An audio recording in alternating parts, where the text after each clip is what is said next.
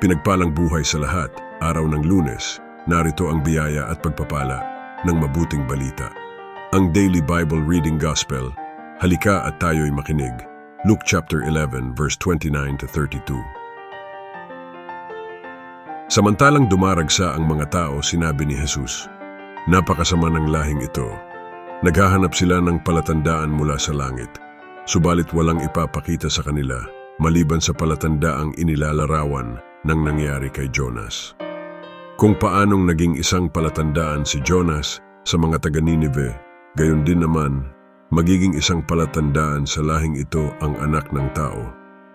Sa araw ng paghuhukom, titindig ang reyna ng timog laban sa lahing ito at sila'y hahatulan niya ng kaparusahan, sapagkat nanggaling siya sa dulo ng daigdig upang pakinggan ang karunungan ni Solomon, ngunit higit na dihamak kay Solomon ang naririto. Sa araw ng paghuhukom ay titindig ang mga taga-Ninive laban sa lahing ito at hahatulan ng kaparusahan, sapagkat nagsisi sila dahil sa pangangaral ni Jonas.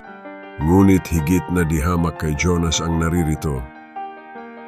Ang mabuting balita ng ating kaligtasan. Pinupuri ka namin, Panginoong Hesukristo. Glory to God, glory to Christ Jesus, and glory to the Holy Spirit. Amen. Abangan lang po mamaya ang paliwanag ng Ebanghelyo mamaya. Thanks for watching. God bless.